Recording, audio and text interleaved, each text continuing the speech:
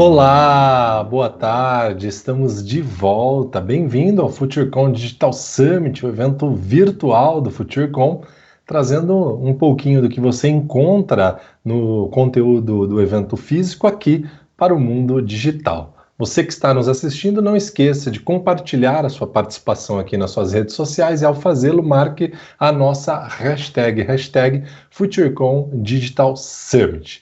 O nosso chat ele fica aberto durante todo o evento para que você faça as suas perguntas, as suas interações. É claro que as suas perguntas serão respondidas, aquelas que não forem respondidas aqui dentro da nossa programação, por conta de tempo hábil, ela será respondida posteriormente por e-mail.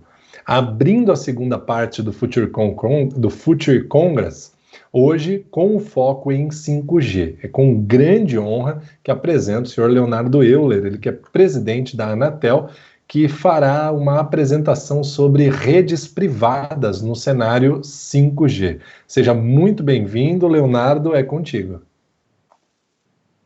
Muito obrigado, Luciano. Uma boa noite para você e a todas e a todos que nos acompanham. Eu queria, antes de mais nada, agradecer ao FutureCon pelo convite formulado. É uma oportunidade para falarmos um pouco a respeito das medidas regulatórias promovidas pela agência, com o fito de contribuir para o desenvolvimento das telecomunicações brasileiras, nossa missão precípua. Nos foi solicitado que compartilhássemos um pouco de um tema que vem ganhando crescente importância, né? O tema do desenvolvimento e implantação de redes privadas de telecomunicações, notadamente aquelas utilizadas em aplicações de controle logístico, sensoriamento, monitoração, automação e demais necessidades e demandas da chamada indústria 4.0. É certo que com a iminência da tecnologia de quinta geração e de todo o seu potencial transformacional, essas redes poderão apresentar muito protagonismo em soluções diversas de conectividade digital. E, sem dúvida, para isso há um recurso fundamental, um recurso escasso e administrado pela agência, conforme preceitua a própria Lei Geral de Telecomunicações, que é o espectro radioelétrico. Falamos muitas vezes de espectro para as redes privadas, em inglês, cuida-se do chamado private network, mas em particular, ou particularmente, eu não sei se essa terminologia que nós utilizamos é a mais correta.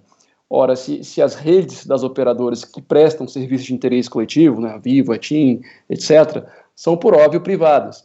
Por isso, talvez a terminologia mais apropriada fosse redes privativas, né, em vez de privadas. Mas, enfim, o próprio serviço limitado privado, definido em regulamentação da agência, é justamente o acrônimo o SLP, que tem como acrônimo Serviço Limitado Privado. Bom, eu gostaria, se pudesse passar a próximo slide, por favor. Essa apresentação compreende os seguintes aspectos. Como são muitos, eu farei os melhores esforços em termos de poder de síntese, de modo que nós consigamos endereçar cada um desses tópicos aí elencados, quais sejam, né, os casos de usos e modelos para as redes privadas, né, modelos de operação, os tipos de uso de espectro e novas tecnologias, as principais ações da Anatel, as faixas para o SMP e faixas preferenciais para o SLP.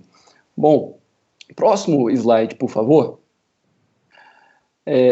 Primeiro, só dizer que essa questão envolve um bolo de muitos trilhões de dólares em termos globais. E, evidentemente, queremos que o Brasil se aproprie de uma fatia significativa desse bolo. Casos de uso são os mais diversos e presentes nos mais diversificados segmentos ou verticais que podem ter ganhos de produtividade expressivos com a automação.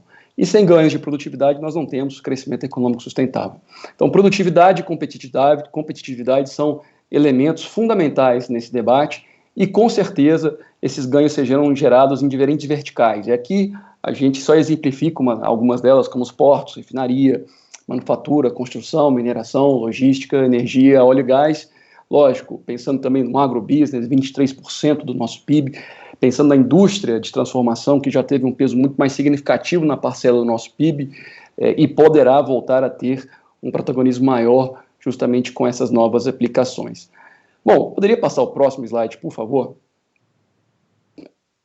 Bom, esse slide ele é um tanto quanto detalhado, mas uma das questões é sobre como serão estabelecidas as redes privativas ou redes privadas, ou seja, os modelos de operação das redes privadas ou privativas. Basicamente, nós temos dois modelos. No primeiro, você tem uma rede standalone, uma rede privada ou privativa isolada. É o caso da primeira figura, aí, a figura esquerda nesse slide. Já no segundo, você tem uma rede compartilhada com a operadora, mediante o que nós chamamos de RAN sharing. Essa segunda forma se desdobra em três. São as demais três figuras desse slide. Na primeiro modelo, na primeira figura aí à esquerda de vocês, nós temos uma rede totalmente independente. O espectro é próprio e a indústria é totalmente responsável pela operação. O ponto que parece aí com uma estrela, com uma linha tracejada, representa o plano de controle, que faz o controle dos acessos, como se fosse colocarmos um SIM card no celular e ser autenticado. Ao lado você tem aí o banco de dados, né? Esse outro símbolo, que tem uma seta para um lado e para o outro, representa esse plano, um plano de dados, na verdade. É o tráfego do usuário, a informação útil, o que se quer transmitir. Aqui nós vemos que é o controle de tudo.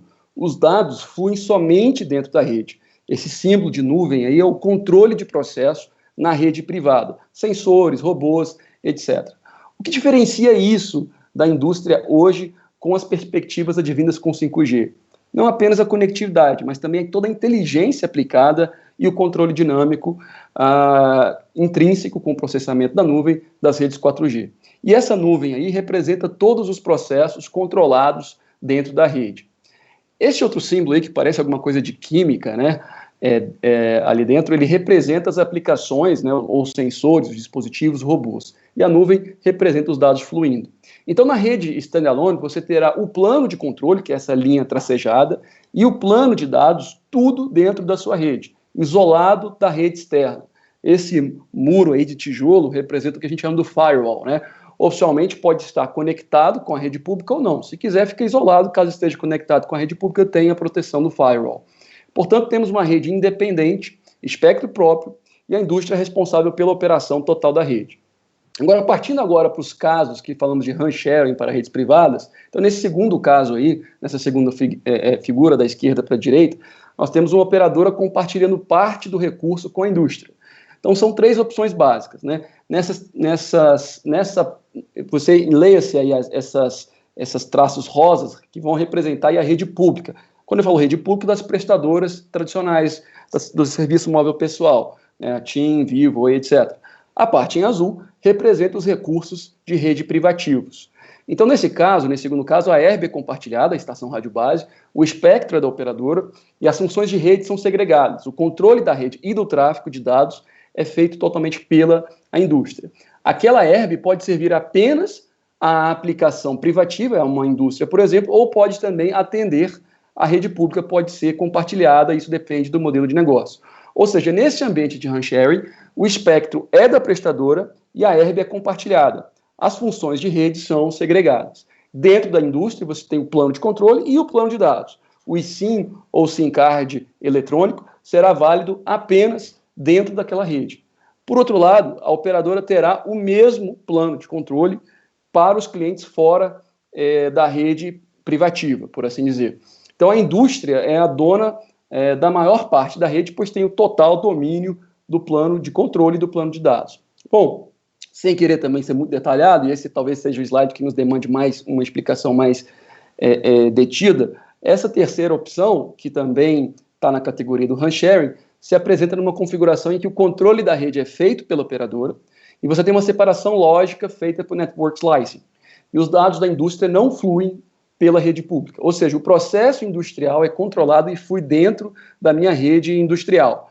Porém, os acessos são da prestadora. Ou seja, são da operadora o SIM card, os eSIM.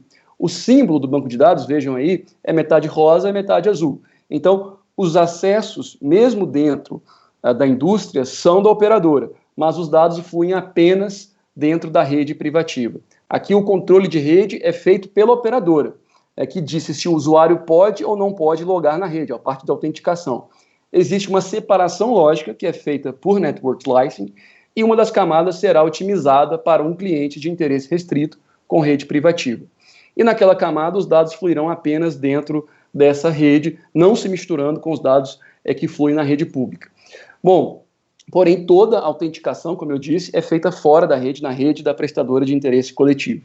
E, por fim, a última figura nesse slide, e terceira opção no modelo RAN-sharing, é quando a rede é totalmente provida, contratada da prestadora de interesse coletivo. Nesse caso aqui, tem uma distinção entre os dados privados do tráfego da rede pública feito por meio de Network Virtualization. Vejam que dentro da rede industrial há apenas o controle das operações internas, aquele símbolo parecido de química da química que eu me referi. São a rede de sensores, robôs, etc. O proprietário da rede de interesse restrito define as condições de operação, horário, carga, etc. Essa informação flui de dentro para fora e de fora para dentro da rede a partir de uma virtualização de rede. De uma maneira virtual, é como se eu estivesse dentro da minha rede, porém esses dados fluem por fora da rede e retornam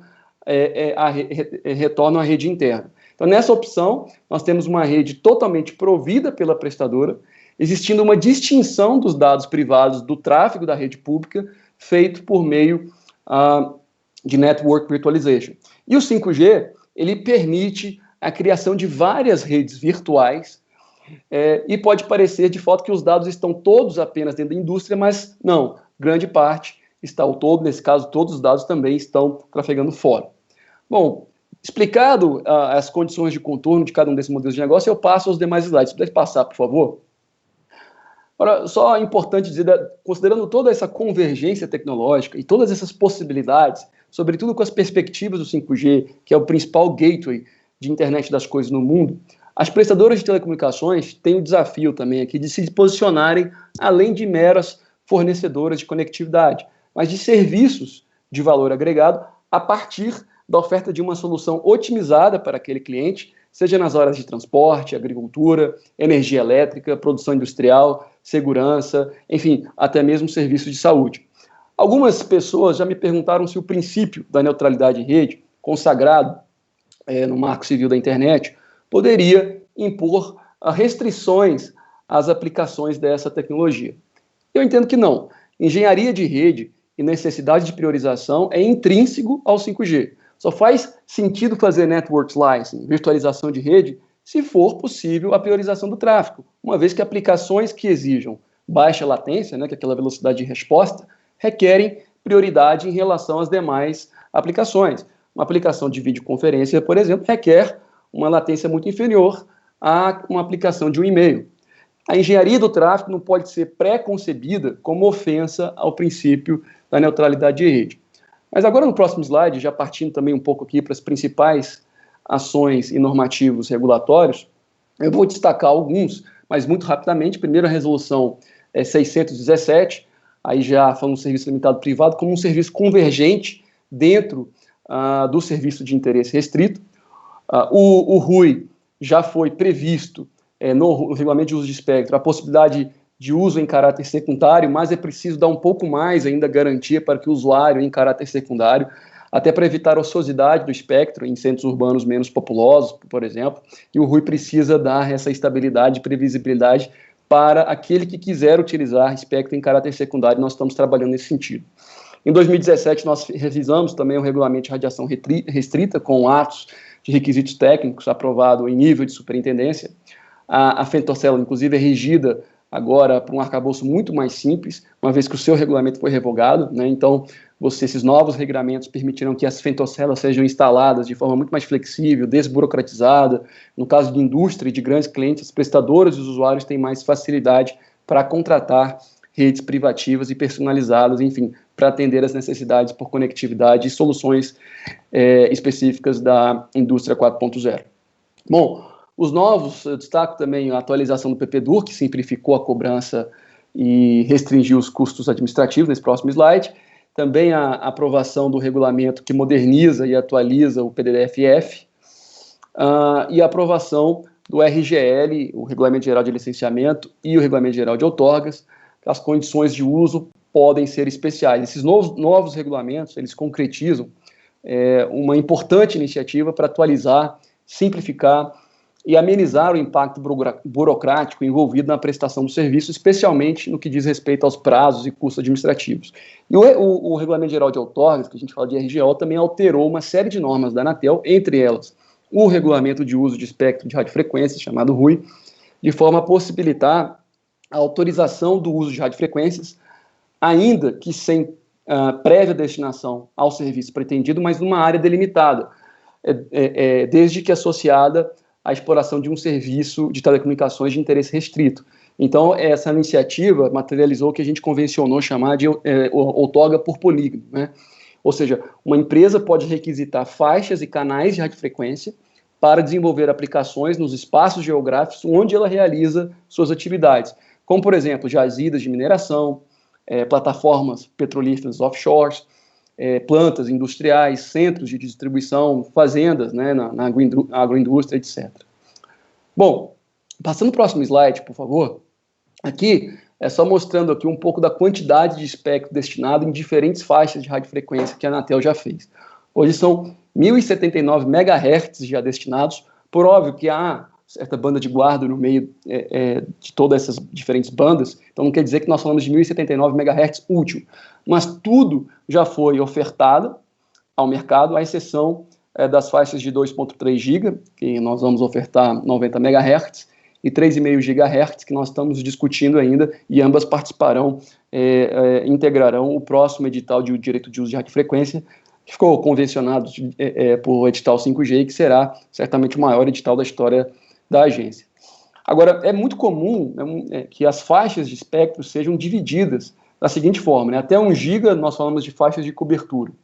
Entre 1 GB e 6 GB nós falamos de faixa de capacidade. E entre a partir de 6 GB, quando nós começamos já a falar das bandas milimétricas, as faixas de desempenho. Essa separação do espectro em relação às suas características, lógico que é um tanto quanto dinâmica ao longo do tempo, o que torna também dinâmico a demanda espectral pelos diferentes segmentos. Agora, o que é importante com esse slide dizer é que o Brasil está muito bem situado entre os países que mais já destinaram espectro seja para o serviço móvel pessoal e para diversas aplicações móveis e eu costumo dizer que capacidade espectral é basicamente um produto de 3 elementos, né? A quantidade de sites, de herbs que você instala, né? a eficiência espectral e a quantidade de espectro disponibilizado.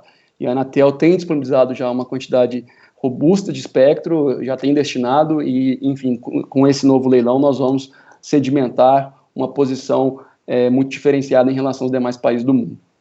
Bom, em relação às faixas já destinadas para o SLP, eu queria no próximo slide, é isso mesmo, obrigado, já destacar a faixa de 200 MHz, onde é possível utilizar 2 portadoras de 5 mais 5 MHz, essa foi destinada pela resolução 555 de 2010, e apesar de não ser uma faixa discutida em 3GPP, há equipamentos LTE já homologados no Brasil. Inclusive, há uma solução brasileira em 250 MHz, o próprio CPQD, que já havia desenvolvido solução em 450 MHz, desenvolveu uma solução LTE em 250 MHz e já está sendo utilizado no Brasil justamente na maior fazenda de cana-de-açúcar do mundo, a Fazenda São Martinho. Lá foi implementada essa solução, pode-se colocar então 2 blocos de 5 mais 5 MHz, essa é uma solução brasileira em LTE. Temos também os 10 MHz na faixa de 2.3 para uso preferencial do serviço limitado privado. Essa é a banda 40 do 3GPP. E ela possui uma alta escala de equipamentos LTE disponíveis. Temos também 10 MHz entre 2.485 e 2.495 MHz, é a banda 53 do 3GPP. Essa faixa está destinada a todos os serviços de telecomunicações, observada a atribuição da faixa, por óbvio. E a área técnica já está desenvolvendo os requisitos técnicos que permitirão o uso dessa faixa. E também já temos na faixa de 26 GB, banda milimétrica, os 400 MHz para uso preferencial para o serviço limitado privado. Uma banda que tem bastante desempenho, é a banda N257, no padrão 3GPP, e a área técnica já conduziu os estudos necessários, muito em breve vai publicar uma consulta pública dos requisitos técnicos nessa faixa. E no próximo slide nós falamos das faixas em avaliação para o uso preferencial pelo SLP, Serviço Limitado Privado. Aí nós temos a faixa de 410 MHz, é a banda 87 do 3GPP, temos um bloco de 5x5 MHz, está em avaliação, o item 35 da agenda regulatória, que é o PDFF. Temos também a banda L, inclusive o assunto está pautado na próxima reunião do Conselho Diretor, na próxima quinta-feira, e aí falamos avaliamos em deixar os 30 MHz, os últimos 30 MHz, conforme se vê no slide aí, para o SLP, e também, por óbvio, como eu mencionei, a faixa de 3,5 GB, né, a banda 43 no mundo 4G e a N78 no mundo 3GPP.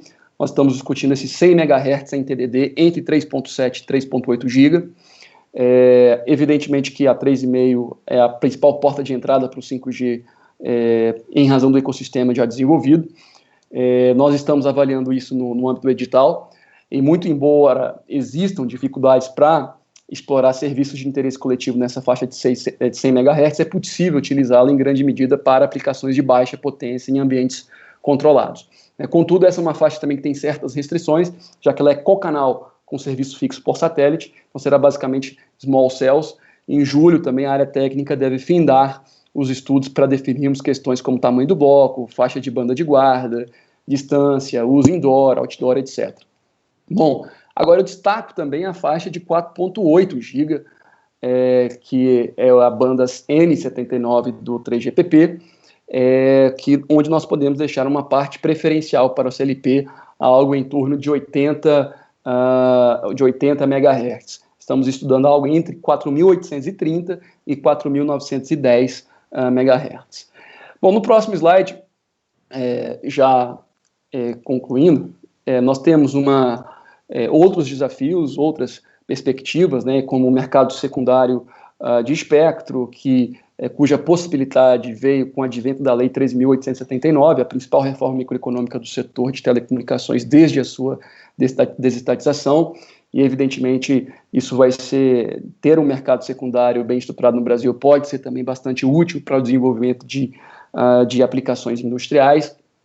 Nós temos que fazer a atualização da regulamentação referente a possibilidade de prorrogações sucessivas, e também continuar nessa questão do uso secundário, dando um pouco mais de previsibilidade e estabilidade para aqueles agentes que querem fazer uso nessa faixa.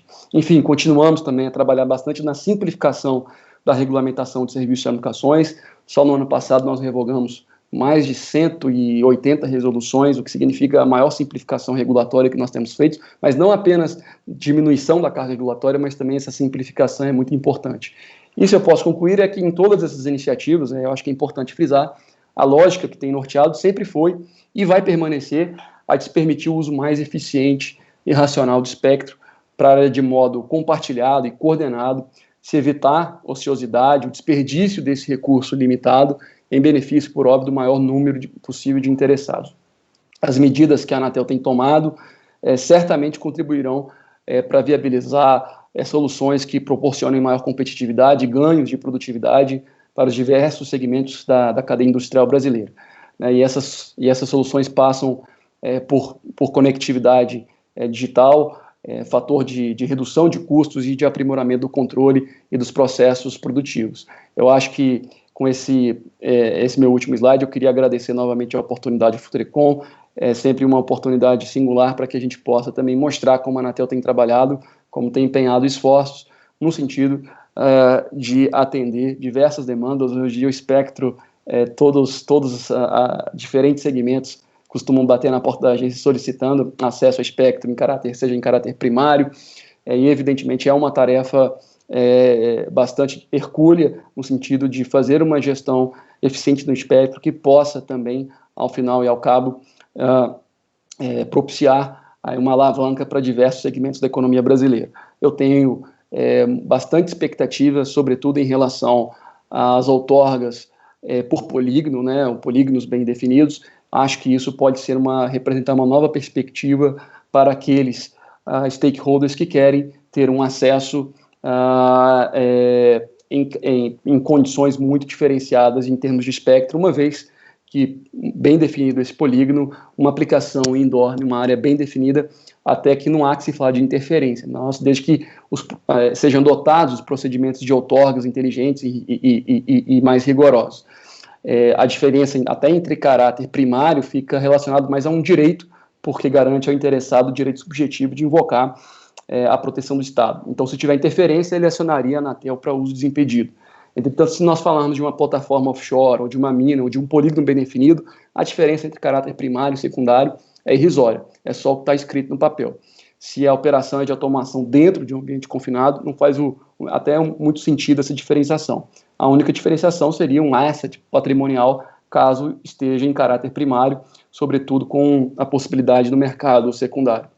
Mas, enfim, tenho bastante confiança que, a partir da outorga por polígono, também com aprimoramentos no Mosaico, que é um sistema muito robusto que nós utilizamos, que tem vários aprimoramentos a serem feitos ainda, nós conseguiremos tornar essa questão muito mais dinâmica, muito mais eficiente, muito mais transparente. Então, é essa mensagem que eu queria deixar e compartilhar com todos vocês, desejando também aí um excelente painel nessa continuidade, nesse resto de noite. Muito obrigado.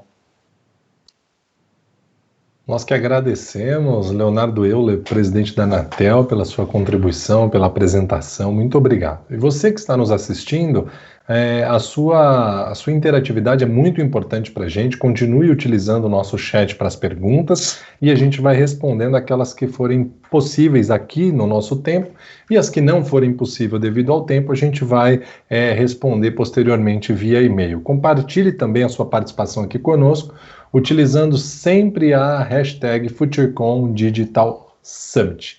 Dando continuidade à nossa programação, como disse bem o Leonardo, a gente vai para um painel de debates. Então, eles vão falar sobre o tema Conectividade Always On, o crescimento de redes corporativas privadas com a chegada do 5G. Quem está nesse painel conosco é Giana Sagazio, diretora de inovação do CNI, Mário Azevedo, Head de Produtos IoT e Conectividade Industrial da Vale, Heron Fontana, Superintendente de Smart Grid da Neoenergia, Leonardo Finizola, Diretor de Novos Negócios da Nokia. Este conteúdo tem o patrocínio da TBNet. Sejam todos bem-vindos, painelistas. Vocês serão moderados por Ari Lopes. Ari, é com você. Muito obrigado, Luciano. Bem-vindos a todos. Aqueles que acompanharam o evento desde o começo do dia já me viram aqui em outros momentos.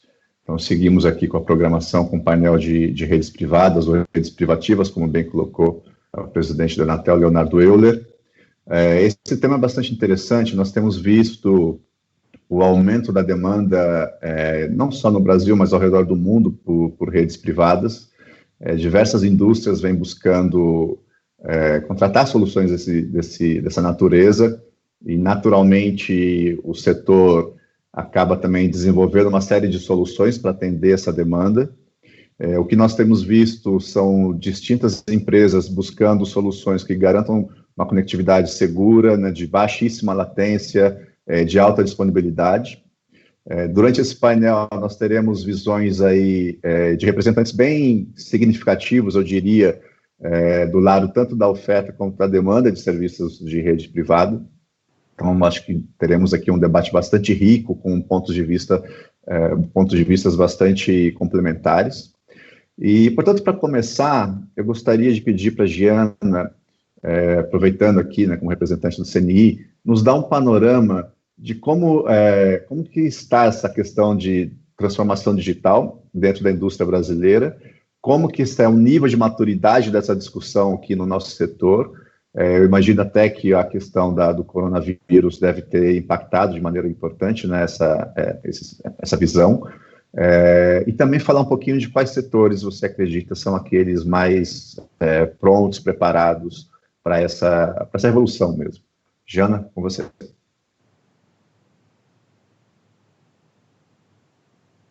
Jana, você está no mudo. Boa noite, é um prazer participar desse painel com vocês. Eu agradeço o convite da FutureCon para falar um pouco do trabalho que nós realizamos, conectado aí ao tema dessa discussão. Primeiramente, eu gostaria de falar rapidamente sobre a Confederação Nacional da Indústria. Nós representamos todas as empresas industriais no Brasil. Isso significa aí por volta de 1.300.000 empresas, são mais de 1.200 sindicatos e 27 federações de indústrias. Então, a CNI, ela representa indústrias de todos os portes e de todos os setores. E no âmbito da CNI, nós temos já há 12 anos a Mobilização Empresarial pela Inovação, que é um movimento das principais lideranças empresariais no Brasil, que desenvolve um trabalho conjunto, em parceria com o governo e com a academia, para aprimorar as políticas públicas de inovação e apoiar as empresas a inovar mais. A inovação, na visão da CNI e da MEI, é o vetor principal do desenvolvimento dos países. Se nós compararmos o Brasil hoje com os países mais inovadores, nós vamos ver que o Brasil, apesar de ser a 9ª economia do mundo, nós estamos em 66ª posição no ranking do Índice Global de Inovação, que é feito pelo INSEAD, a Cornell University e a WIPO. E nos últimos 9 anos, nós caímos 19 posições. Eu falei 66ª posição em 129 países, né? Então, eu citei esse ranking, poderia citar outros, mas infelizmente não ficamos bem posicionados em nenhuma dessas metodologias, e essa posição, de fato, ela não é compatível com o tamanho e da economia brasileira, a sofisticação das empresas, a qualidade dos profissionais que temos no Brasil. Então, para sermos um país inovador de fato, é preciso avançar muito mais e rapidamente, correndo o risco das empresas não sobreviverem a essa crise que está colocada, da pandemia do Covid-19, e também essa crise econômica que traz muitos prejuízos sociais e financeiros, né? Eu acho que essa crise nos mostra que a inovação é fundamental.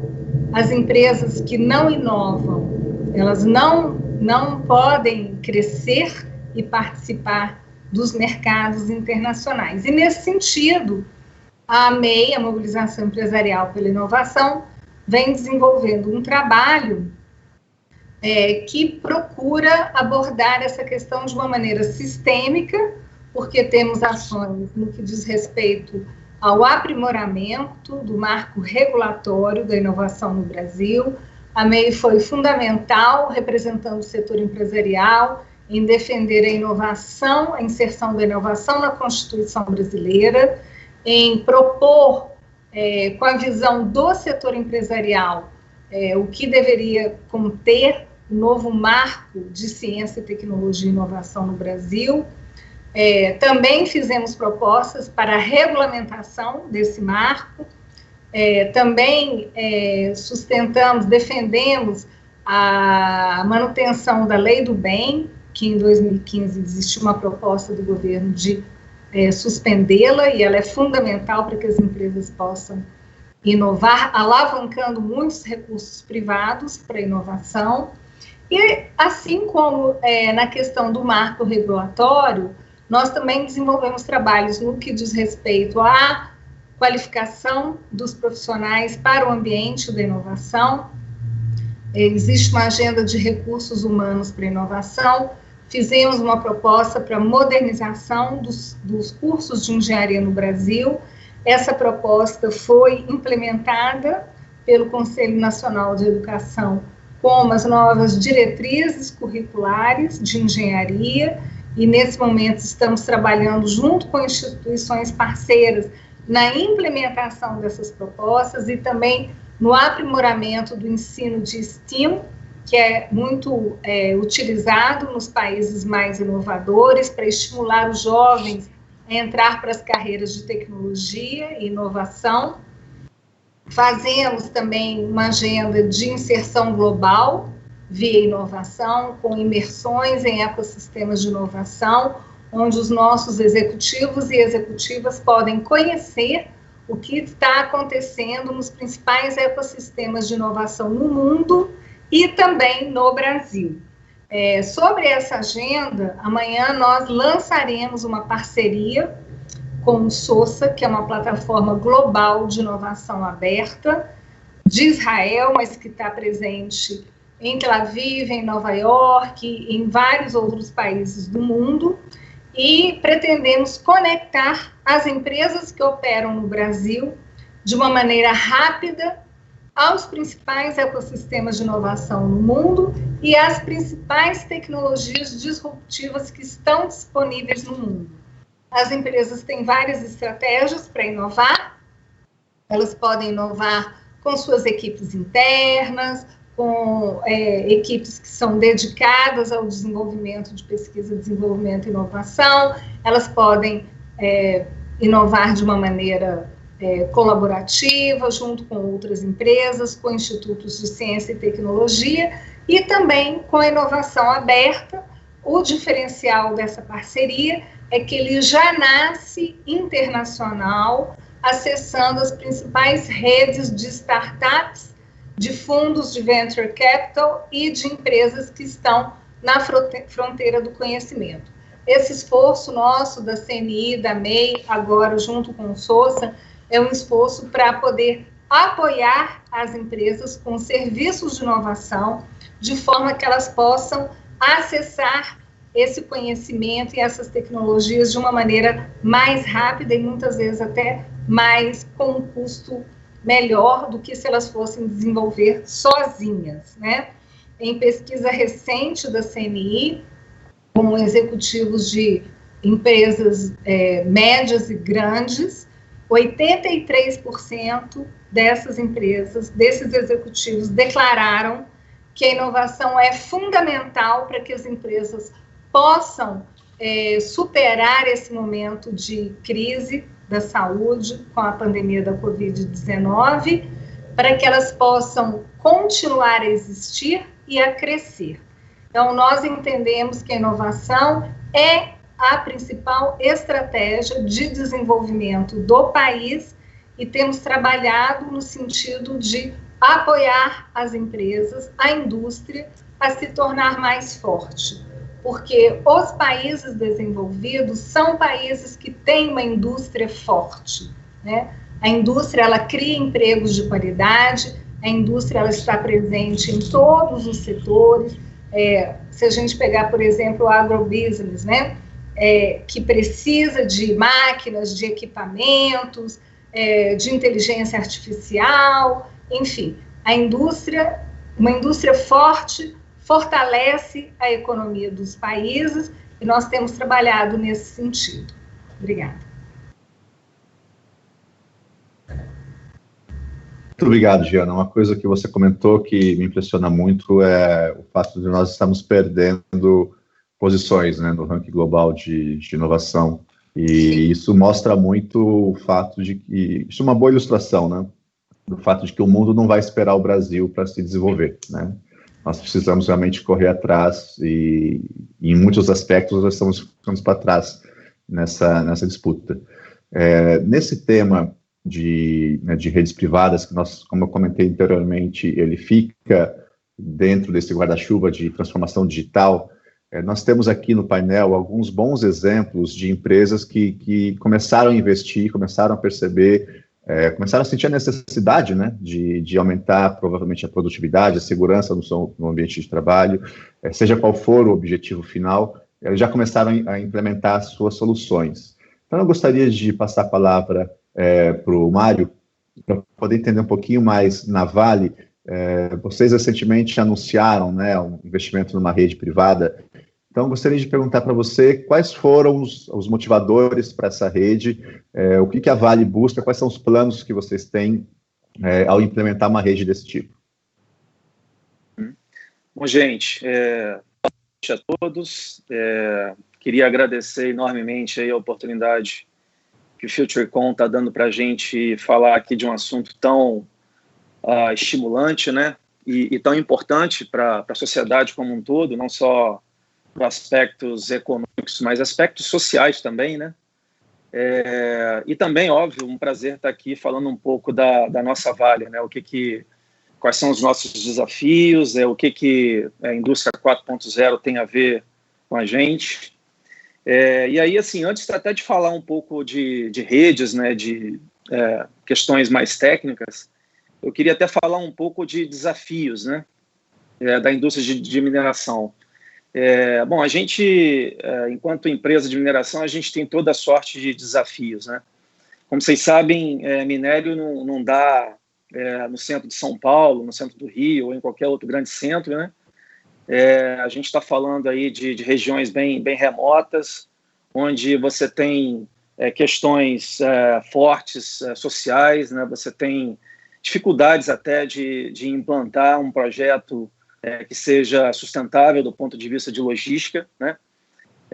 Temos desafios aí de competitividade em função disso. Acho que, como alguns de vocês devem saber, nosso principal cliente, aproximadamente 50% do nosso faturamento está do outro lado do mundo, né? Está na Ásia. Então, o frete para a gente é um super desafio e a gente tem que compensar sendo competitivo em outros aspectos, né?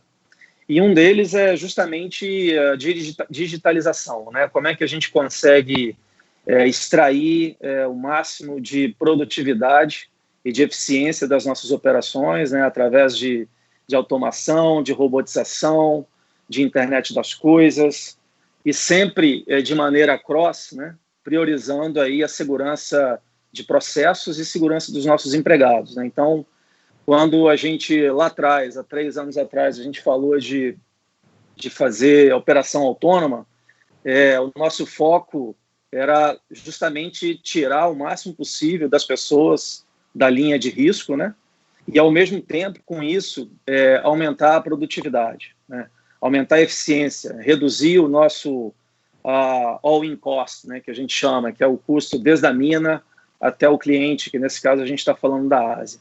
Então, resumindo, né, são desafios de competitividade, como eu consigo digitalizar a empresa, e aí, só um parênteses, né, digitalizar a empresa não é só inserir tecnologia, é mudar mindset também, e é um ponto que a gente está trabalhando muito fortemente. Como eu consigo incluir digitalmente, né, tanto funcionários quanto as comunidades que de alguma forma dependem da Vale. Então, todos esses são desafios que estão na pauta estratégica da companhia, e, como não poderia deixar de ser, né, conectividade é uma fundação chave para tudo isso, né? Hoje existe um consenso dentro da companhia, da diretoria executiva até a operação, e esse é um fator crítico de sucesso para a gente ser bem sucedido na nossa estratégia. Então, falando dos nossos planos, né, a gente começou, de fato, com uma visão para suporte de aplicações críticas, operações autônomas, em Carajás e aqui no Sistema Sudeste, uma mina chamada Brucutu. Brucutu já é uma realidade, a gente já conseguiu estabelecer e bater marcas aí de eficiência da mina antes do primeiro ano de implantação. Foi um sucesso tremendo, e parte disso é a eficiência da conectividade, né? É a robustez dessa camada de fundação. E agora a gente está partindo para Carajás. Carajás, a ideia é que a gente consiga, até o meio do ano que vem, a gente está com 13 caminhões operando, com meta até o final do ano de 36 caminhões operando de maneira autônoma, né? Então, a gente tem que pensar em robustez, a gente tem que pensar em elasticidade, a gente tem que pensar em baixa latência, a gente tem que pensar em ecossistema de dispositivos. Aliás, eu queria até destacar aqui que, apesar de ser pequenininho, né, às vezes a gente nem vê o que está lá na ponta, mas esse também é um fator crítico quando a gente pensa em planejar e implantar uma rede privada, LTE ou privativa, como o Leonardo falou. Bom, então é isso. A gente começou por autônomos, vamos levar isso, estender um pouco mais para outros controles de segurança, detecção de anomalia, fazer simulações através de Digital Twin, e queremos também, através do contrato que a gente estabeleceu com a Vivo, incluir digitalmente algumas comunidades que, de alguma forma, dependem da Vale. Perfeito, muito obrigado. Realmente, o setor de mineração me parece que é um dos mais promissores quando nós olhamos as possibilidades, né, que existem aí de digitalização, entre elas as redes privadas. Mas a sua fala nos dá muito bem a dimensão do tipo de, primeiro, de uso sofisticado, né, que tem como caminhões autônomos, e também a importância, né, como é central para o ganho de produtividade que vocês têm, que precisam realmente ter esse edge, né, essa possibilidade de ter uma grande eficiência para poder compensar outros custos na cadeia. Muito obrigado pela participação. Gostaria de passar a palavra agora para o Heron, como responsável pela área de Smart Grids na Neoenergia. Heron, você poderia nos caracterizar um pouco como que vocês estão trabalhando nessa questão da digitalização, qual o interesse da Neoenergia também em aplicações como rede privada? Sim, bom, boa noite a todos, né? Agradeço primeiramente o convite da FutureCom para estar aqui com vocês. Acho que é um tema muito pertinente para o setor elétrico também, né? E aqui falando de energia elétrica num evento de telecomunicações, né? Tradicionalmente. Então, aos poucos, a gente vai também, né? Abrangendo outros temas e tendo sinergia entre as indústrias. Então, acho que isso é muito bacana, cumprimento também os demais panelistas, né? E, bom, como que a gente trata, né, a digitalização, como que a gente desenvolve esse tema? A gente tem a digitalização das redes, a digitalização da operação, ou a digitalização da experiência dos clientes, né? E isso a gente trabalha de forma abrangente nas 4 distribuidoras do Grupo Neoenergia. Então, a gente, também comentando, né, a nossa abrangência, nós estamos no estado de São Paulo, em Mato Grosso do Sul, com a Electro, na Bahia, com a Coelba, em Pernambuco, com a CELP, e Rio Grande do Norte, com a COSER. Então, são 14 milhões de clientes, uma população atendida de quase 30 milhões, né, de pessoas. Então, a gente tem uma operação muito abrangente, muito grande, e a gente busca, né, busca melhoria contínua da qualidade do serviço para os nossos clientes, e isso apoiado em digitalização, né? Como que isso se realiza?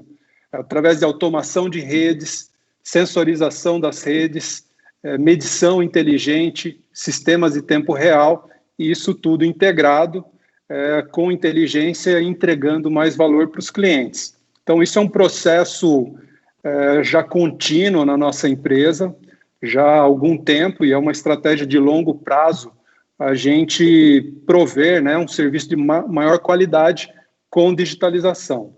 Isso suporta, né, 2 outras tendências que a gente tem no mundo hoje, que é a descarbonização e também a descentralização dos recursos energéticos. Então, a gente já tem, né, hoje, geração distribuída nas casas, a gente já tem veículos elétricos também nas cidades. Aqui no Brasil, a gente está começando, né, com esse processo, daqui a pouco a gente vai ter estações de recarga também. Então, daqui a pouco vamos ter uma tarifação dinâmica que vai dar mais flexibilidade para o nosso consumidor também, ter um consumo mais eficiente ou mais inteligente, podendo fazer a gestão, né, do seu consumo. Então, todo isso é o contexto, né, das smart grids, da digitalização das redes elétricas. E aí onde nós entramos, né, com a rede privada, a rede de comunicação 4G ou 5G. Nós exigimos, né, uma confiabilidade maior para os nossos equipamentos, para os nossos sistemas. Então, isso é um ponto crítico, né, um serviço essencial, de missão crítica. Então, nós buscamos garantir a qualidade do serviço com confiabilidade, né? Confiabilidade das redes. Então, acho que esse é um ponto. Outro ponto diz respeito a custo, né, ou a investimento ótimo, quando a gente compara, né, o custo da infraestrutura própria versus uma infraestrutura contratada. Então, a gente, dependendo da situação, hoje a gente vê uma alocação ótima, né, do investimento em redes privadas, pensando também na modicidade tarifária e no benefício para o consumidor. Então, tudo isso a gente leva em consideração quando a gente pensa na estratégia de implantar uma rede privada. E a gente tem um projeto, a gente chama Energia do Futuro, né, esse projeto, na região de Atibaia, Bom Jesus dos Perdões e Nazaré Paulista, onde nós implantamos uma rede privada, 4G LTE, atendendo 75 mil clientes, medidores inteligentes, né, nas casas, uma rede de automação e também dispositivos de sensorização, monitoração da rede. Também temos soluções de mobilidade. Então, nós temos um core de rede e ali a gente está experimentando, né, esse modelo de rede privada, rede celular, para a nossa operação. A gente tem outras operações de rede de fibra, rede de rádio digital e agora também rede celular, né, 4G. Então, isso, avaliando a confiabilidade, avaliando os benefícios para a distribuidora, para os clientes, isso faz parte hoje da nossa estratégia, né? Então, pesando todos os fatores, a gente entende que é um caminho, sim, para as distribuidoras terem as suas redes privadas, né? Podem ser híbridas, dependendo da situação, do local, mas sim há oportunidade para investimento nas redes privadas.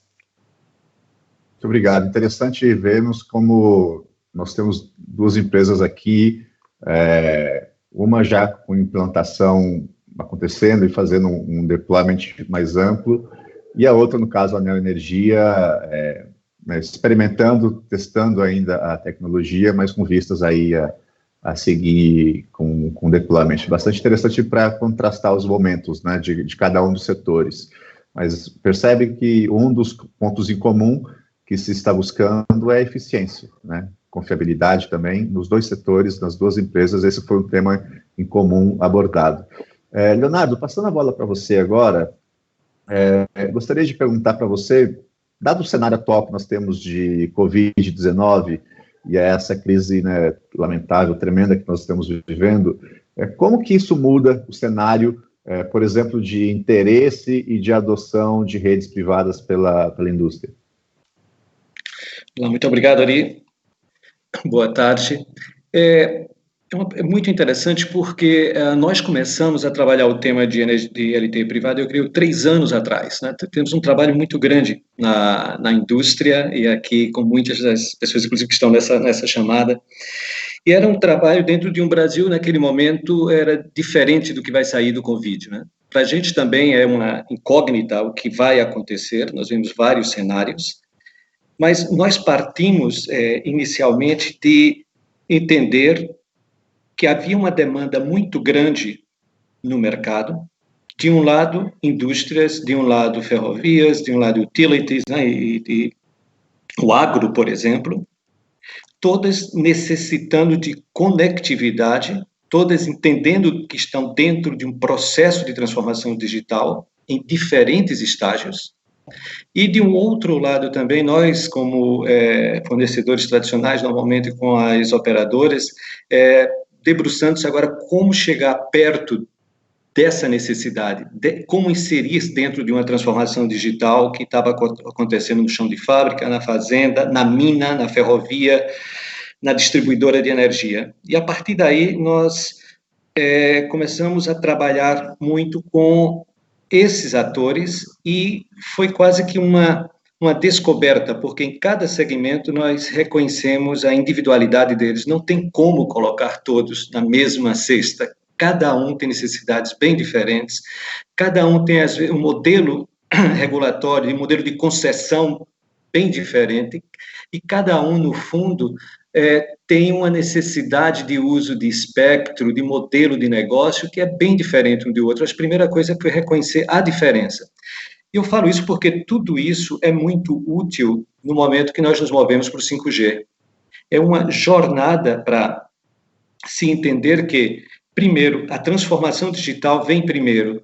Todas essas empresas importantes que hoje estão decidindo por LTE privado, eles já tinham um trabalho de transformação digital antes e chegaram a definir que necessitava agora de uma conectividade segura, uma conectividade de qualidade e e uma conectividade que desse previsibilidade, porque a partir de agora todos os seus processos industriais passavam a depender da conectividade. Veja, por exemplo, até dentro de uma cana-de-açúcar, antes você estava completamente desconectado. No momento que todos os processos passam agora a depender da conectividade, vem agora uma questão crítica muito grande. Então, esse aprendizado, sabe, que eu creio que é o primeiro grande legado desse trabalho que nós temos, felizmente, participado, tendo a honra de participar no Brasil, que é era chegar perto da indústria. O segundo ponto também que foi muito importante foi trabalhar junto tema do espectro. O tema do espectro sempre teve uma barreira muito grande para ser usada e, através de muitas reuniões, de muitas conversas, de entendimento, foi possível fazer com que o espectro passasse a ser disponível para a indústria, para a mina. Claro que é muito diferente prover em Carajás espectro do que prover em São Paulo para cobrir, não sei, fazer smart metering em São Paulo ou smart grid na capital São Paulo, que é um tema muito importante dessa questão, porque num lugar nós temos espectro relativamente disponível, em outras áreas há uma indisponibilidade muito grande no 4G. E aí aponta nesse momento que o 5G, para mim, ele já traz aquela grande oferta de espectro que vai ser tão importante para a continuidade do que estamos fazendo. Eu creio que, hoje, a experiência do 4G nos garante entender, primeiro, a complexidade que é a transformação digital. Porque você, quando chega no chão de fábrica, você tem um legado. Se você chega numa fazenda, você tem um trator antigo. Se você chega ou na mina ou até na cidade, você vai ter meters que já estão com a tecnologia. Então, como é que a gente leva tudo isso para um ambiente de 4G e como é que a gente vai levar tudo isso para 5G? A minha tese, a tese da minha empresa, é que se nós resolvemos isso no 4G, o 5G vem fácil. O 5G per si, no meu entender, não resolve as coisas. O 5G habilita a solução de problemas e de necessidades de automação, da transformação digitais dos clientes, né? E aí vem o tema de que o que nós podemos fazer com o 5G, antes de entrar no convite. Nesse tempo trabalhando, nesses poucos anos trabalhando com Private LTE no Brasil, e muitos projetos, tanto iniciados ou já em fase de implantação, seja em minas, seja em ferrovias, ou trabalhando em rodovias, em portos, no agro, na indústria, né? Com smart grid também, smart metering. O que fica bem claro é que a primeira necessidade não é o 5G. Deparei-me nesses anos só com duas aplicações muito importantes, que ali sim nós precisávamos de 5G. Uma é o tema das câmeras em portos. Nós temos um consumo de câmeras que precisam ficar nesses guindastes 24, em todo o seu tempo, no seu período de atuação, né? Todo o tempo com a faixa de 36 megabits por segundo. Se você tem 20, 30 desses, você precisa espectro, você precisa capacidade, e aí nós temos dificuldade de conseguir isso, tanto espectro no 4G, e a segunda também que temos é o caso até da parte da eletricidade mesmo, os processos, eu acho que aqui o Aaron pode falar muito melhor que eu, o tema de self-healing, aí sim eu vejo uma necessidade muito grande da baixíssima latência, né? No 3.5, nós vamos vir, nos gigahertz, nós vamos vir com uma latência ao redor de 4 milissegundos, para a limitação da própria forma. E eu creio que aí nós podemos resolver tudo com o 5G, pelo menos nos casos que temos hoje. Mas com o 4G, nós resolvemos hoje 90% dos casos. Eu acho que o desafio nosso hoje é ecossistema. Alguém falou antes de mim que o do pequeno, sim, sabe? Você tem que conseguir alinhar desde o fabricante do chipset, tem grandes empresas trabalhando nisso, o fabricante do módulo de comunicação, o fabricante do NIC. Você tem que ter a aplicação, você tem que agregar isso aos sistemas. Então, esse é um grande trabalho, é um trabalho de todos, né? Nós provemos conectividade, queremos prover uma conectividade segura do 4G, que é uma confiável, disponível em qualquer ponto, sabe, todo o tempo, com todos os seus aspectos de redundância, como se fosse o precursor do 5G. Quando o 5G chegar, nós estaremos com toda a base pronta. Claro que, nesse ambiente, de quem começar antes, vai conviver o 4G e o 5G. Então, nossas soluções, elas já trazem as duas possibilidades para que a evolução seja possível sem ter uma disrupção tecnológica. Eu acho que o 3GPP oferece isso, a capacidade de você evoluir juntos e que seus processos industriais não dependam de ser 4G ou 5G. Eu acho que isso a gente está construindo. E, por último, o que fica no ambiente de Covid, em todos esses ambientes, nós temos conseguido continuar. Há uma dinâmica muito grande hoje no Brasil de ofertas de LTE privado, de discussões de LTE privado, e o nosso desafio é prover soluções juntos com os nossos parceiros. Nós trabalhamos muito com as grandes operadoras, que muitas delas realmente abraçaram o tema, ou até, em alguns casos, até através de canais, mas o que nós temos hoje é a certeza de que estamos preparados para dar o próximo passo, que é, a partir de agora, a grande integração que vai vir em 2020 e 2021, e a partir de 2022, 2023, 2024, eu acho que aí, aos poucos, o 5G entra, na medida em que o ecossistema fique pronto, os price points estejam certos. Eu creio que aí sim temos um grande caminho, sabe? Eu creio que o Covid é uma coisa que vai ficar por muito tempo, porém, o tema da conectividade é uma questão estrutural da indústria, estrutural do país, e eu tenho a certeza que a necessidade vai prevalecer e vamos continuar hoje com 4G e amanhã com 5G. Muito obrigado, Leonardo. É bem oportuno, é bem interessante seus comentários, justamente levando em conta que muitos dos problemas agora que estamos olhando, dos desafios de implementar uma rede 4G e rede privada, vão ter frutos aí no futuro quando for necessária a evolução disso para uma rede 5G, né? E o próprio padrão já garante essa evolução. Nós temos uma pergunta da plateia para o Mário, vem de Osvaldo, e a pergunta é a seguinte: a implantação no ambiente da Vale é muito complexo e sofisticado. Entendo que o processo foi gradual, mas com grande abrangência. Estou correto? Mário? Realmente é um grande desafio, né, de execução. Na verdade, a gente costuma brincar que, a respeito desse tema na Vale, né, que cuidado com o que você pede, né? Porque se você receber, depois você não vai saber o que fazer. Então, é mais ou menos por aí. A gente lutou bastante, né, para conseguir um modelo de negócio, uma parceria, as questões regulatórias, e agora é um desafio de implantação que está só o começo, né? Quando a gente fala de implantar uma infraestrutura como essa numa operação de mina, bem, tem algumas operações, né? Tem ferrovia, mina, mas só para falar de mina, você tem, talvez o processo de predição, né, de radiofrequência é algo que tem que ser quase que vivo, né? Porque se você quer cobrir uma lavra de maneira eficiente, né, hoje, eventualmente, o que você colocou lá está ok, do ponto de vista de cobertura, potência de sinal ruído, etc. Mas daqui, de repente, a 3 meses não é mais, né? Porque a lavra ela é dinâmica, né?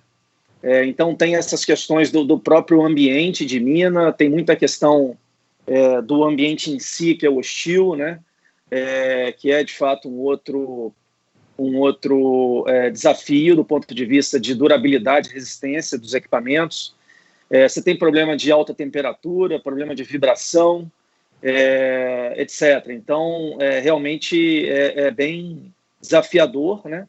Mas, por outro lado, quando a gente olha para o lado ou para trás, né, ou seja, que opções a gente tem, né? Wi-Fi, redes mesh, etc., a gente já percebeu que não se paga, né?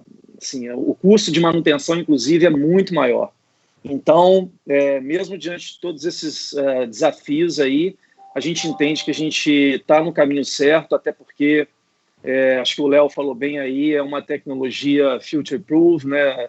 Tá abarcado pelo 3GPP, depois a gente tem 5G e por aí vai. Então, é desafiador, mas a gente tem muita esperança de que isso vai habilitar muito valor para as nossas operações. Eu gostaria até de aproveitar esse seu comentário, Mário, e uma pergunta, na verdade, para você, e logo depois, se o Heron puder também contribuir, que é um tema que me chamou a atenção durante a sua resposta. São temas críticos, né? A partir do momento que você implementa uma rede como essa no ambiente de uma mina, ou conectando, por exemplo, uma infraestrutura aí de medidores inteligentes, né, para parte ou para toda a base de 30 milhões de clientes da Neo Energia, você tem uma parte do seu negócio dependendo dessa conectividade e ela se torna absolutamente crítica, né? Gostaria de perguntar para vocês como que é o processo para vocês de selecionar os parceiros, por exemplo, que vão oferecer esse tipo de conectividade para vocês. É uma decisão absolutamente crítica para vocês a partir do momento que você coloca aquela conectividade e liga, né, os seus equipamentos naquela rede. Então, se vocês puderem contribuir, tentar entender, eu gostaria de entender um pouquinho esse processo de conhecimento, de ganhar confiança, de entender que aqueles parceiros específicos realmente, ou aquela tecnologia, realmente ela está preparada para suportar um sistema crítico como é uma mina, ou como são os medidores, uma rede de eletricidade. Não sei quem quer começar primeiro. Você quer ir, Heron? Pode ser sim. Bom, a gente tem como estratégia, né, buscar padrões abertos e interoperáveis, né, padrões da indústria. Então, isso dá segurança para a gente, né, também quanto à competitividade dos players, do oferecimento de soluções, né, e da sustentabilidade da tecnologia, né, quanto ativo, né. Então, é um ativo que vai ter uma vida longa, então, e a gente consegue planejar essa vida do ativo ou da rede. Então, padrões abertos, interoperáveis, padrões da indústria, então isso faz parte da nossa estratégia. Como a gente também, né, busca parceiros, existe todo um processo de qualificação interno, tanto do ponto de vista comercial, do ponto de vista técnico, avaliação também de projetos já realizados por esses parceiros, e aí sim a gente segue um processo de contratação. Então, e nesse momento, com rede implantada, estamos analisando, né, o desempenho da rede, e aí para ter uma segurança sobre a confiabilidade esperada, desempenho em termos de latência, de throughput, para a gente poder expandir. Então, e o Leonardo comentou, realmente é um caso crítico para a gente, né, a automação de rede, e a gente tem implantado self-healing nas nossas cidades. Nós temos já mais de 50 esquemas de self-healing implantados só esse ano, né? E o self-healing, ele é um esquema de autorrecomposição da rede, né? Onde ele precisa atuar em milissegundos. Um curto-circuito que acontece, se ele se propagar na rede por alguns décimos de segundo, né? Ele vai comprometer toda uma infraestrutura. Então, realmente, essa é a necessidade que nós temos, e é sobre esse aspecto que nós olhamos a confiabilidade da rede, o desempenho. Então, 4G hoje, ele nos atende parcialmente, mas nós acreditamos que o 5G, realmente, ele vai ter ali um desempenho em termos de latência, né, e também de throughput necessário para a operação nesses momentos. Então, eu dei uma uma passada geral aí, respondendo a sua pergunta, ilustrando com alguns exemplos também, Ari. Eu passo a bola para o colega da Vale. Legal.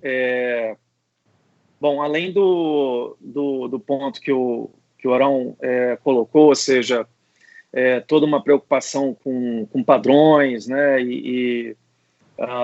no nosso caso aqui específico, muita preocupação aí com as questões de sustentabilidade da rede, 3GPP, etc.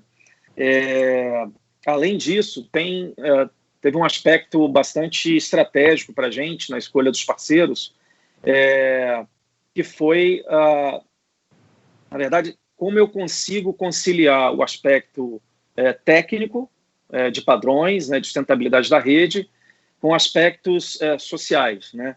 E por que eu digo sociais? Porque, acho que eu comentei antes, né, o pacto social com a sociedade é um dos 5 pilares estratégicos da Vale, e junto dessa rede de missão crítica, a gente também precisava, de alguma forma, ter um instrumento para poder melhorar a cobertura de rede pública nessas regiões que a Vale atua, né?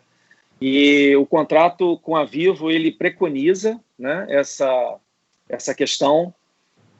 Não vou entrar em detalhes aqui, até porque não faz sentido, mas a gente, para cada rede privada que a gente constrói, a gente tem, sim, uma obrigação de estender um pedaço da cobertura pública para uma dada região, né?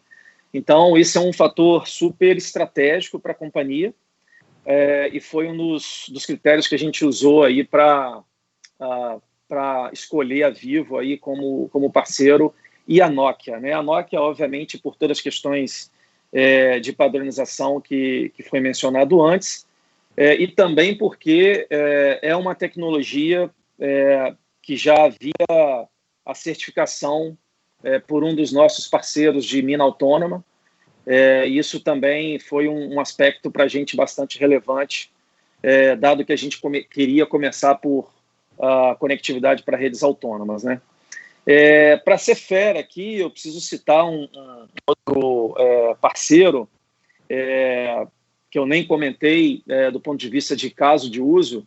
A gente já começou um projeto também para cobrir a ferrovia Vitória-Minas, para atender a um sistema que a gente chama de sistema terra-trem, comunicação terra-trem. Na verdade, é para substituir um sistema atual, que foi em cima de uma rede em 250 MHz, que o Leonardo comentou no começo, né, cujo parceiro é a Trópico, né, uma empresa nacional, CPQD. Então, é até interessante a gente citar esse caso de uso, que é tecnologia Tupiniquim, né, e a gente tem que também incentivar o desenvolvimento interno aqui. E aí, até esse ponto é importante ter mencionado, porque vou remeter aqui uma fala do Léo anterior. É difícil a gente dizer que uma solução em si, seja ela de tecnologia ou de frequência, vai atender todos os casos de uso que a gente tem. Eu falo pelo menos pela Vale, né? Porque eu estou falando de ferrovia, falo de porto, falo de mina, que são casos de uso completamente diferentes, né? Enquanto a ferrovia exige pouca banda, mas muita penetração de sinal, muita cobertura, na mina é o contrário, né? Então, no caso da solução da Trópico, veio como uma luva para a ferrovia, mas talvez não fosse a melhor para a mina, né? E vice-versa. Então, é só para citar um exemplo de como é que a gente tem especificidades e a gente realmente tem que ter a devida flexibilidade para achar soluções que vão, de fato, endereçar as questões de negócio que a gente tem. Perfeito, muito obrigado, Mário. Bem interessante, realmente eu não esperava, até quando você comentou sobre essa questão de utilizar essa infraestrutura e estender a cobertura para as regiões da Vale, me surpreendeu, bem interessante o projeto. E ainda no tema de parcerias, eu gostaria de passar a palavra para a Giana, porque isso apareceu também na intervenção da Giana no começo, né, o papel da Confederação, da CNI, em fazer essa ponte de parcerias entre a indústria nacional e outras instituições e órgãos ao redor do mundo. Giana, o que você pode nos falar em termos quais são as demandas, né, da indústria brasileira, o que ela busca quando ela vai fazer esse tipo de parceria com instituições, por exemplo, fora do país? Ela busca acessar conhecimento, tecnologias, inovações de ponta, conhecer como os ecossistemas de inovação mais desenvolvidos funcionam, aprender com esses ecossistemas e também buscar soluções que sejam próprias nossas e que estejam adequadas à nossa realidade. De fato, quando a gente olha para alguns países mais inovadores, eu poderia citar vários aqui, mas existem alguns pontos que são comuns, né? Por exemplo, articulação universidade-empresa, né? As universidades, em muitos países, estão trabalhando tão conectadas com as empresas que é mesmo difícil a gente entender onde começa a empresa, onde que termina e onde começa a universidade. Então, é importante buscar essa articulação entre instituições de ensino, institutos de ciência, tecnologia e inovação e o setor empresarial. Também buscar qualificar os profissionais para que eles possam operar nesses ambientes. Isso é muito relevante. Lá na MEI a gente tem várias declarações de CEOs que dizem, olha, eu não consigo preencher as minhas vagas de engenheiros e engenheiras porque faltam pessoas qualificadas, e aí as empresas em geral complementam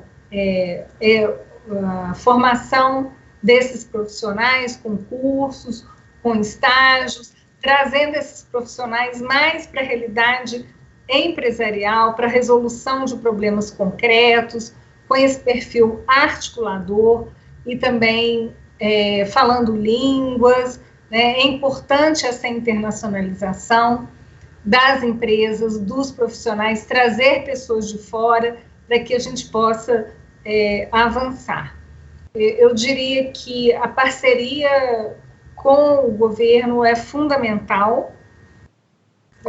No caso da formulação de políticas públicas, é preciso que o governo, que o setor empresarial contribui nessa formulação, dizendo de fato o que faz sentido para o setor empresarial, né, o que pode alavancar mais investimentos privados. A gente sabe que a inovação é um investimento alto, de risco, de longo prazo. Então, quanto mais existir essa cooperação, essa afinidade entre os diversos setores, mais a gente consegue avançar. Eu me lembro, numa das minhas viagens para a Alemanha, eu achei bem interessante, porque eu visitei algumas instituições do governo da Alemanha, visitei algumas empresas e visitei algumas universidades. E, coincidentemente, eles apresentavam o mesmo slide sobre o ecossistema de inovação. Então, na verdade, eles estão operando de uma maneira tão articulada que todas as instituições são relevantes para que eles obtenham os resultados de país. E é isso que a gente busca aqui no Brasil, quando a gente diz a inovação é fundamental.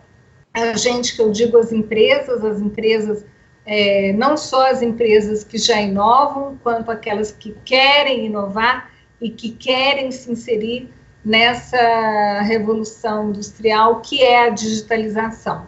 É preciso que o Brasil avance muito, a gente ficou muito feliz em saber que várias empresas já estão inovando, estão se aprimorando, mas como país a gente precisa avançar muito, porque o retrato da inovação hoje no Brasil é que a indústria está inovando menos, existe menos investimento em pesquisa, desenvolvimento e inovação, e as empresas estão recebendo menos apoio público.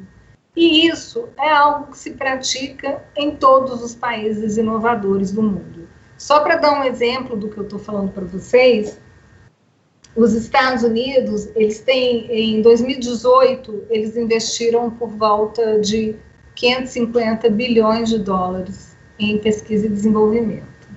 A China, por volta de 525 bilhões de dólares. E o Brasil, dado de 2017, 40 bilhões de dólares. Então, vocês veem que em termos de importância da economia, a gente não está tão distante desses países, mas quando se trata de investimentos em pesquisa e desenvolvimento, que na verdade é o investimento para o futuro, nesses a gente está se distanciando. E aí que a gente entra articulando com as empresas e com as áreas do governo, não só do executivo, com o legislativo, com a academia, com os institutos de ciência e tecnologia, para que a gente possa avançar. Como? Inserindo a inovação na Constituição brasileira, com um novo marco regulatório. Agora, recentemente, nós entregamos ao senador Isalci, que é o presidente da Frente Parlamentar Mista de Ciência, Tecnologia e Inovação, 2 projetos de lei. Um, que diz respeito, que se refere ao aprimoramento da Lei do Bem, que é o principal instrumento que existe hoje no Brasil para investimentos das empresas em inovação. Nós estamos propondo alguns aprimoramentos, como que as empresas possam usufruir dos benefícios em anos subsequentes, são vários aprimoramentos. Esse projeto de lei foi colocado, a nosso pedido, pelo senador Isalci, e um outro importantíssimo diz respeito ao Fundo Nacional de Ciência, Tecnologia e Inovação. O FNDCT recentemente foi incluído em uma PEC para acabar com os fundos, mais de 240 fundos. Nós fizemos todo um trabalho no sentido de explicar aos senadores e deputados sobre a importância do FNDCT, porque ele é o principal fundo que apoia projetos de inovação no Brasil. Hoje ele está com praticamente 90% em reserva de contingência.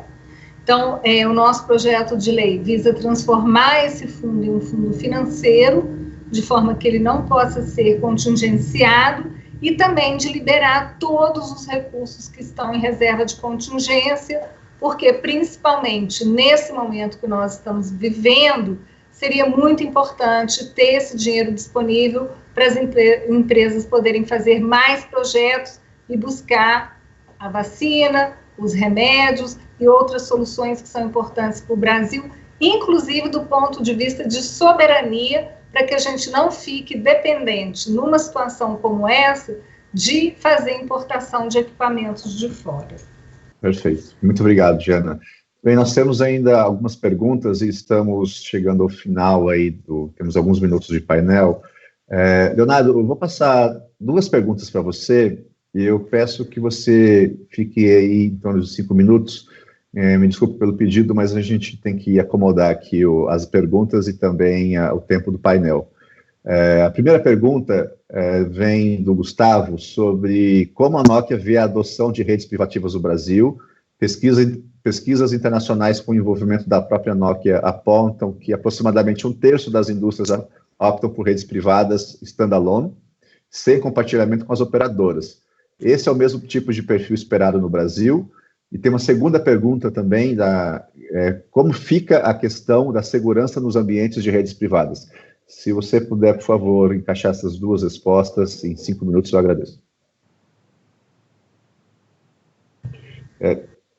Leonardo, você está no mudo. Melhor, agora, muito obrigado.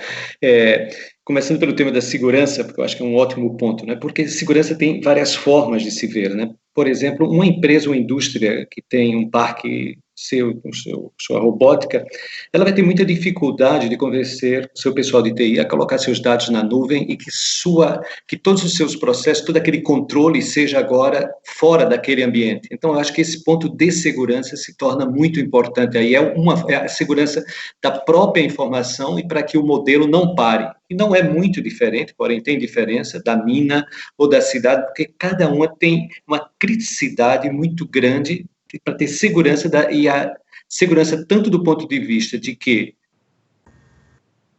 a rede vai estar lá disponível todo o tempo, mas que também ela esteja isolada completamente, com todas as defesas, porque a última coisa que nós queremos é que amanhã um trator autônomo aqui do Mário, ou os disjuntores aqui, que o Heron falava há pouco, de repente eles sejam comprometidos por atividade de um hacker. Então, tem também esse aspecto de segurança, né? Até quando nós trabalhamos nas fazendas, eles também têm um problema de segurança, porque se o backhaul cair, como é que ficam todos os processos? Então, há um misto de segurança, confiabilidade, que eu acho que é muito importante, e para mim é um dos pontos essenciais da proposta de Private LTE.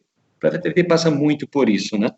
E Private LTE também passa no ponto de que essas soluções têm que ser muito testadas. São soluções que têm que ter hardening, sabe, por ter sido explorado até o limite do que pode acontecer, né, de todos os tipos de ataque. Eu acho que por isso eu sou muito a favor das tecnologias 3GPP, porque são tecnologias que realmente passaram por esse processo, e aí não há como ter shortcuts nesse ponto, né? Quanto ao tema do SA, eu acho que o Brasil vai começar, o Brasil começa um pouco atrasado, eu acho que isso pode ser até bom, porque nós podemos fazer um leapfrog no 5G SA. Eu acho que, principalmente no chão da indústria, nós vamos poder ter a oportunidade de já começar no SA e ter todas as benesses do 5G nesse aspecto. Eu estou de acordo que o Brasil, como ele espera, e possivelmente só no ano que vem nós começamos o rollout dessas redes, aí sim eu acho que é um momento ótimo de estar com o SA e também de ter o ecossistema pronto, porque na maioria dos casos que nós trabalhamos, principalmente onde há massificação, quem define é o preço da ponta, é o preço do endpoint. Então, a massificação ela é muito importante e nós precisamos que o 5G SA esteja massificado lá fora o suficiente para estar com um price point que o negócio admita. Eu dou um exemplo, Ari, por exemplo, na pecuária. A pecuária já demos muitas voltas aqui e é muito difícil você monitorar um boi, porque os price points não se ajustam aquele mercado, né? Então, tudo isso são preocupações que a gente tem que trabalhar bastante, sabe, no Brasil também, já a partir do 4G, indo para o 5G, eu acho que as intervenções anteriores foram muito importantes no ponto de inovação, para a gente criar aqui também todo um ambiente de inovação para permitir que os preços dos dispositivos estejam compatíveis com o caso, para sustentar o caso que está por detrás, né? Então, eu vejo que a gente está fazendo um esforço também muito grande, inclusive até com o próprio Senai agora em São Paulo, sabe, tentando, levando para o ensino, trazendo essas novas tecnologias, abrindo para esses jovens, mas vai ser a batalha essa década de 20, né, que eu espero que o Brasil seja vencedor, espero que nós somos vencedores, sabe, porque eu acho que isso será o nosso legado como profissionais, vai ser o que nós faremos nesses anos agora, que é essa transição até dessa década, para onde nós colocaremos o Brasil, né? Que Brasil nós vamos entregar? Eu creio que passa muito por as ações que nós estamos fazendo hoje de conectividade e pelas decisões que nós estamos tomando e ajudando a tomar. Obrigado. Obrigado, Leonardo. Nós estamos aqui, você terminou exatamente às 7h30, realmente em cima da hora. Muito obrigado pela atenção. Gostaria de, basicamente, fazer aqui um encerramento do painel. Como eu comentei no começo, a minha expectativa era que nós tivéssemos realmente visões bem complementares sobre o tema, e eu acho que isso se cumpriu, né? A Giana pôde nos trazer aqui um panorama, primeiro, diria, do nível de urgência que nós temos em termos de acelerar a inovação no país, né? Nós estamos perdendo essa corrida, estamos perdendo posições no ranking, mais do que um ranking, é importante ter noção que isso tem impacto real aí na competitividade da nossa indústria. Foi interessante ouvir, por exemplo, do Mário, que empresas como a Trópico, né, do CPQD, foram importantes em algumas soluções implementadas pela Vale. Foi interessante verificar também como a própria Vale não só utilizou o projeto de redes privadas para aumentar a produtividade, conectar, ter alguns usos bastante sofisticados, como veículos autônomos, mas também brindar uma conectividade para a população das regiões próximas a seus sites. Me pareceu realmente, eu nem esperava o tipo ter esse tipo de discussão num painel sobre redes privadas, mas isso só mostra o tipo de usos criativos, importantes e relevantes que nós podemos ter, né? O Heron pôde também nos trazer aqui um painel acho que foi bastante interessante verificar como na Neoenergia vem trabalhando de maneira importante, tendo bem claro, e isso era uma dúvida que eu tinha muitas vezes, se a indústria tem claro sobre os parâmetros que são relevantes para se tomar uma decisão, né? Quando você fala de que vocês estão absolutamente focados em soluções abertas e padrões da indústria, isso, né, acho que nos dá uma tranquilidade de entender que realmente é um trabalho muito bem aprofundado. E é interessante verificar, até na sua própria fala, que existem usos de caso que vocês já estão olhando, buscando o 5G, né? Quando você fala da self-healing, de sistema self-healing, que 4G já começa a ajudar, mas que, por um outro lado, você precisa, já está olhando para o 5G, que pode melhorar ainda mais a solução. Acho que isso é um caso exemplar do que nós vemos falando de começar com redes 4G, e a partir do momento que for amadurecendo, naturalmente a discussão de 5G vai ser implementada. E, finalmente, né, o Leonardo nos trazendo aqui um panorama sobre, de novo, quais são os parâmetros que uma empresa precisa buscar e entender para poder trabalhar nas redes privadas, como isso, se uma coisa muito interessante que ele falou sobre o fato desse tipo de discussão ser mais avançado naquelas empresas que já embarcaram no projeto de transformação digital, ou seja, são empresas que já investiram em capacitar a sua força de trabalho, já ter uma estratégia digital, e esse é um componente que entra ali e fica, realmente ganha relevância, porque já é uma indústria, uma empresa preparada para aquilo. Gostei muito também quando você comenta que isso vai ser um legado, né, esse ganho de produtividade e esse ganho basicamente de resiliência, né, da nossa indústria, é um legado, né, digamos, dessa geração para as próximas, e realmente, quando nós falamos de gerações celulares, nós estamos falando aí de, no mínimo, uma década de implementação desse tipo de tecnologia. Espero ter feito aí um resumo minimamente decente do nosso painel. Eu gostei, acho que foi um painel bastante rico, e gostaria de agradecer a todos os panelistas por estarem conosco aí até às 7h30 da noite. Gostaria de agradecer a todos, muito obrigado, e passar a palavra para o Luciano. Nós reiteramos os agradecimentos aos painelistas, muito obrigado pela participação de vocês aqui, obrigado a Ari, o dia inteiro com a gente aqui, moderando, apresentando, entrevistando, muito obrigado. Muito obrigado a você também que está aí nos assistindo, pela sua participação no 6º dia do FutureCon Digital Summit. Amanhã, quarta-feira, é o dia da trilha de conhecimento for Corp. Então, ela é voltada à gestão e transformação digital. Não perca a participação de executivos como o Maurício Maza, CIO da Mercedes-Benz, Gustavo Estrela, CEO da CPFL Energia, Andréa Salgueiro, da Protector e Gramble, trazendo temas como liderança, estratégia digital. Amanhã, a partir das 14 horas, nós nos encontramos aqui. Confira a programação na página do FutureCon Digital Summit. Tenham todos uma ótima noite. Até amanhã, às 14 horas.